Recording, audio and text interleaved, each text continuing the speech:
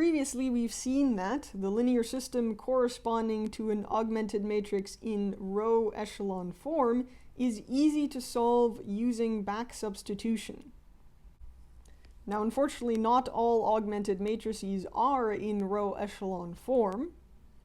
And so we asked the question, can we transform an augmented matrix that is not in row echelon form into one that is, without changing the solution set of the underlying system? That's important. We don't want to transform an augmented matrix if that means completely changing the solution set of the underlying system. That wouldn't help us solve the underlying system. And as it turns out, we can do this by using elementary row operations. And so in this video, we will start section 3.2.3 and we'll learn about elementary row operations. In definition 3.2.4, we define elementary row operations. And so the following operations on matrices are called elementary row operations. What can we do? We can interchange two rows of a matrix.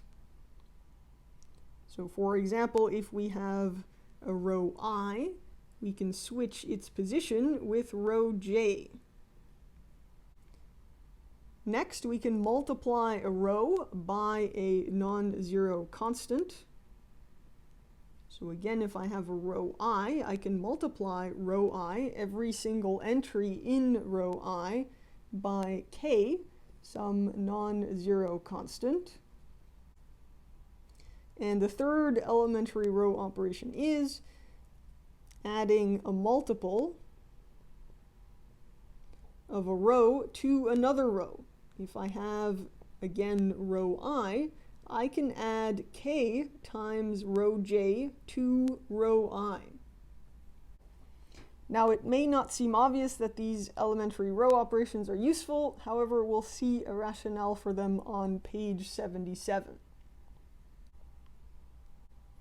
In example 3.2.5, we want to perform the indicated row operations on the given matrices.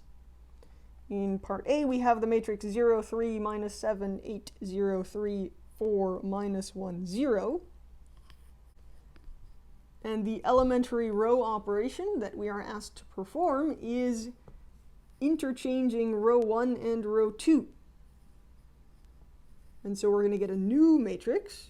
It's going to have the same size, but row 1 is now going to be in the position of row 2, and row 2 is going to be in the position of row 1. And so my new row 1 will be 8, 0, 3, and my new row 2 will be 0, 3, minus 7. And row 3 remains untouched, 4, minus 1, 0. In part B, the elementary row operation we're asked to perform is 1 over 4 R2. This is multiplying a row by a non-zero constant, 1 over 4. And so the only row that is changing here is row 2. We will take every single entry of row 2 and multiply it by 1 over 4. And so if we first focus on row 2, 1 over 4 times 0 gives me 0. 1 over 4 times 4 gives me 1. 1 over 4 times minus 8 gives me minus 2. That is my new second row. Row 1 and row 3 remain untouched. 3, 1, 7, and 0, 6, 8. In part C, the elementary row operation I'm asked to perform is row 3 minus 3 row 1. This is adding a multiple of one row to another row. And so in this case, the row that's changing is row 3. Row 3 is the row that is changing. The other two rows remain untouched.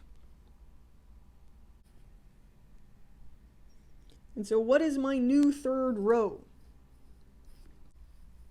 Well, I will look at every single entry on the third row and subtract 3 times the corresponding entry on the first row from it.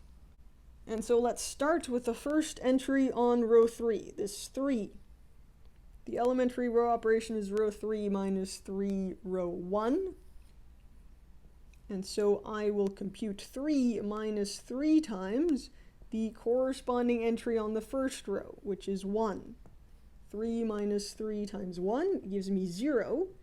This 0 is my new first entry on the third row.